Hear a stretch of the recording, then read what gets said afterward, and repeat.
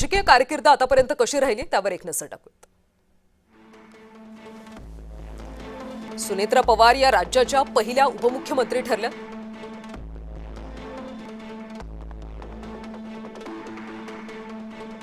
अजित पवार राष्ट्रवादी काँग्रेस पक्षाच्या राष्ट्रीय अध्यक्ष। अजित पवार यांचं अकाली निधन झाल्यानंतर त्यांच्याकडे हा सगळा पदभार आलाय। 2024 मध्ये बारामती लोकसभा निवडणुकीत सुप्रिया सुळेंकडून त्यांचा पराभव झाला। लोकसभेतल्या पराभवानंतर राष्ट्रवादीकडून त्यांना राज्यसभेची खासदारकी देण्यात आली।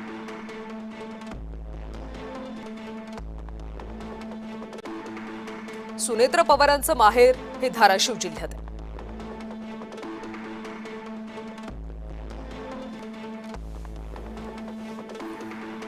राष्ट्रवादीचे ज्येष्ठ नेते पद्मसिंग पाटील त्यांचे बंधू आहेत।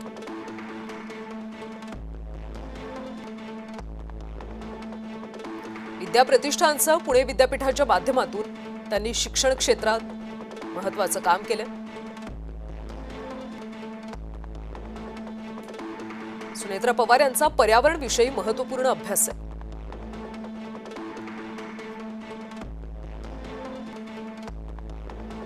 नेचर फोटोग्राफी, चित्रकला आणि समाजकार्यात विशेष आवड आहे।